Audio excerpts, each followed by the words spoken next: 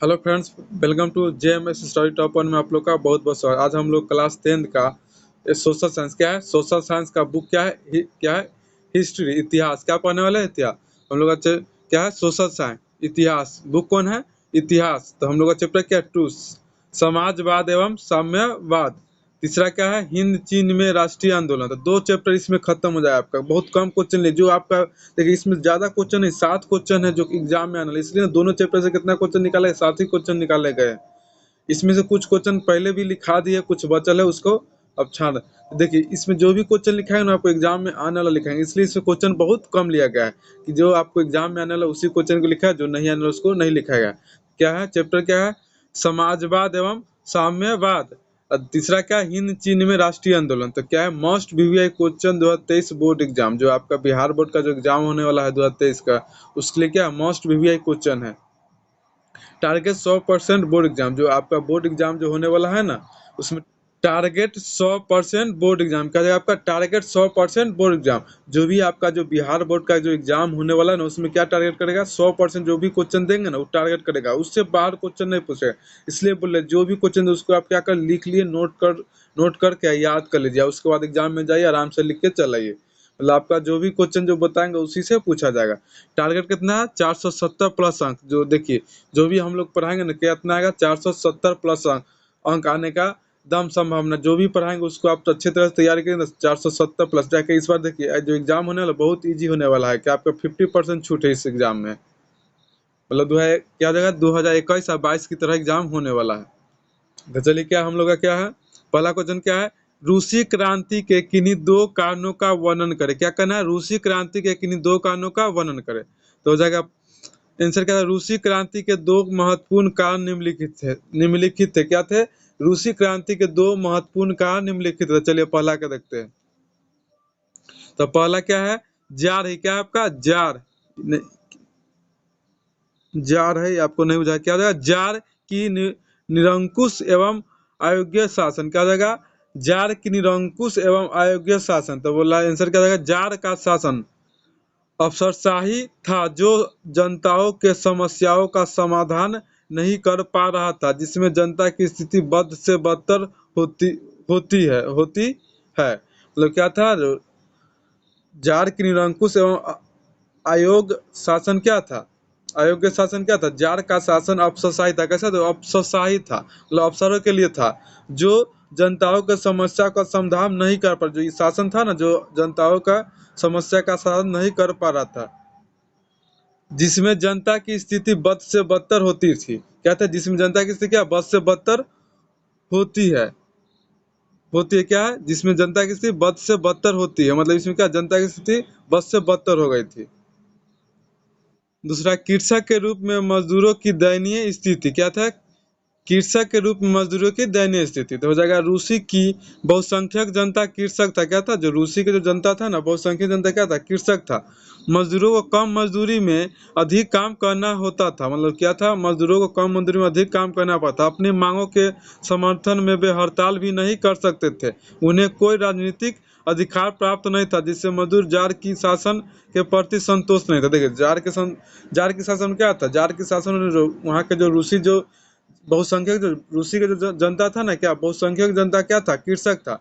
मजदूरों को कम मजदूरी में अधिक काम करना होता था। अपनी मांगों के लिए समर्थन में वे हड़ताल भी नहीं कर सकते। उन्हें कोई राजनीतिक अधिकार प्राप्त नहीं था, जिसे मजदूर जार की शासन से प्रति संतुष्ट नहीं थे।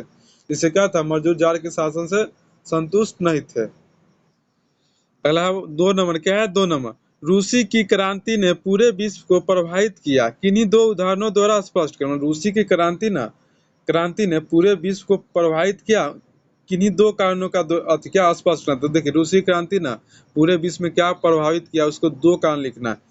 तो रूसी की क्रांति इस प्रकार पूरे विश्व को प्रभावित किया। पहला क्या जगह, इस क्रांति ने विश्व को 2 विचारधाराओं में बांट दिया। मतलब इस क्रांति में क्या होता है, रूसी क्रांति में क्या होता है, इस क्रांति ने ना विश्व के 2 विचारधाराओं में बांट दिया। जो विश्व था ना, 2 विचारधाराओं में बांट दिया।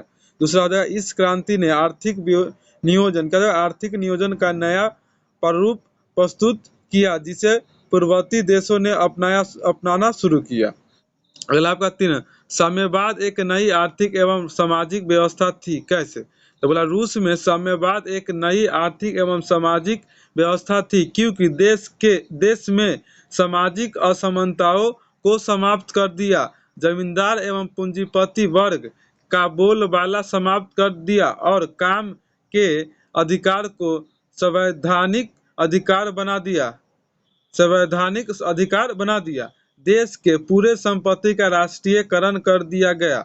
इस प्रकार साम्यवाद ने बिल्कुल नई आर्थिक एवं सामाजिक व्यवस्था स्थापित किया। तो देखिए कथी है, साम्यवाद एक नई आर्थिक एवं सामाजिक व्यवस्था क्या थी। तो देखिए इसमें क्या होता था, क्या था, रूस में साम्यवाद एक नई आर्थिक एवं सामाजिक व्यवस्था थी क्योंकि न देश के सामाजिक असमानताओं को समाप्त, जो असमानता से छुआछूत, जो असमानता, लोग का भेदभाव जो करा, तो उसको समाप्त कर दिया।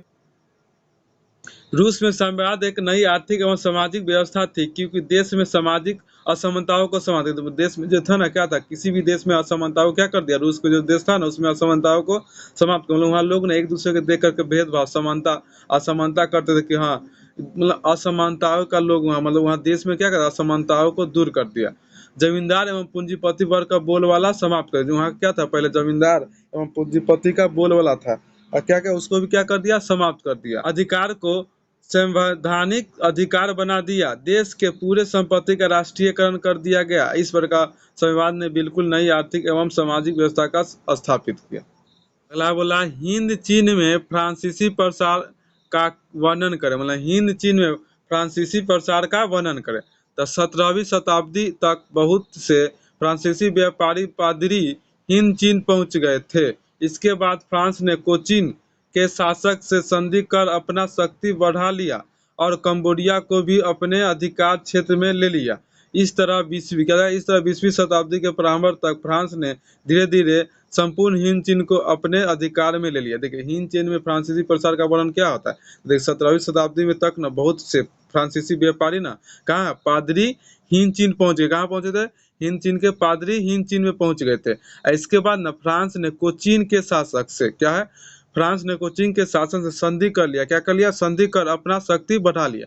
संधि करके अपना शक्ति बस साथ में लेकर अपना शक्ति बढ़ा लिया। और इस तरह 20वीं शताब्दी के प्रारंभ तक फ्रांस ने धीरे धीरे संपूर्ण हिंद चीन को अपने अधिकार में ले लिया। मतलब कब, 20वीं शताब्दी में ना क्या करे, प्रारंभ तक, मतलब शुरुआत में ही क्या करे, फ्रांस ने धीरे धीरे संपूर्ण हिंद चीन को अपने अधिकार में ले लिया, मतलब अपने शासन के थ्रू ले लिया। ये 5वां है, बोला अमेरिका हिंद चीन में कैसे दाखिल हुआ, चर्चा करें। मतलब अमेरिका ना हिंद चीन में कैसे दाखिल हुआ ना, चर्चा, आप बोल सकते हैं अमेरिका हिंद चीन में कैसे घुसा, इसकी चर्चा करें, ऐसे भी क्वेश्चन पूछ सकता है। तो बोला अमेरिका हिंद चीन में फ्रांस को सहायता देने के बहाने से दाखिल हुआ था और धीरे धीरे साम्यवादी के विरोध को समर्थन करने लगे।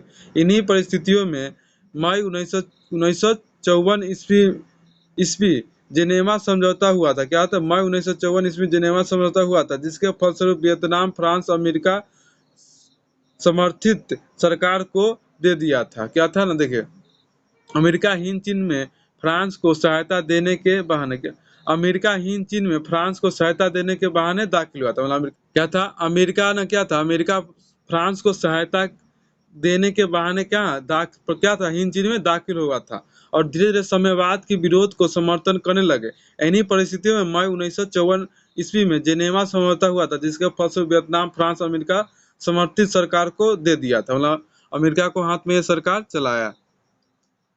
अगला आपका 6 नंबर, क्या है 6 नंबर, रासायनिक हथियारों, नापाक एवं एजेंट ऑरेंज का वर्णन कर। क्या करना है, एजेंट ऑरेंज का वर्णन करना, मतलब रासायनिक हथियारों, नापाक एवं एजेंट ऑरेंज का वर्णन करना। रासायनिक हथियार नामक कथी, आंसर आपका हो जाएगा रासायनिक हथियार नापाक बम में नापाक नामक एक कार्बनिक यौगिक, क्या है, रासायनिक हथियार नापाक बम में नापाक नामक एक कार्बनिक यौगिक है। यौगिक क्या, एक ही यौगिक होगा, क्या है आपका, एक यौगिक हो जाएगा, यौगिक होता है। आपका आंसर क्या हो जाएगा, आंसर कि रासायनिक हथियार नापाक बम में नापाक नामक एक कार्बनिक यौगिक होता है। नापाक जो बम होता है उसमें क्या होता है, नापाक नामक एक कार्बनिक यौगिक होता है, जो गैसोलीन के साथ मिलकर एक ऐसा मिश्रण तैयार करता है जो त्वचा से चिपक जाता है और जलता रहता है, जिससे विषैली गैस भी निकलती। मतलब क्या था, नापाप एक बम है, जो नापाप नामक एक कार्बनिक यौगिक होता है जो गैसोलीन के साथ मिलकर एक ऐसा मिश्रण तैयार करता है जो त्वचा से चिपक जाता है और जलता रहता है। जिस उस समय क्या लगा, उससे उससे उससे विषैली गैस निकलती, क्या है, उससे विषैली गैस निकलती है।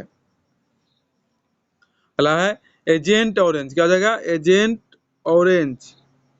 एजेंट ऑरेंज यह एक ऐसा जहर है जो पेड़ के पत्तियों को तुरंत झुलसा, क्या है, झुलसा देता है, जिससे पेड़ मर जाता है। जंगलों को समाप्त करने के लिए इसका प्रयोग किया था। क्या करता है, मतलब एजेंट ऑरेंज का प्रयोग कहाँ किया था, जंगलों को समाप्त करने के लिए। क्या करता है, यह एक ऐसा जहर है जो पेड़ के पत्तियों को तुरंत सुलझा देता है, मतलब सुखा देता है, जिससे पेड़ मर जाता है। जंगलों को समाप्त करने के लिए इसका प्रयोग किया जाता है।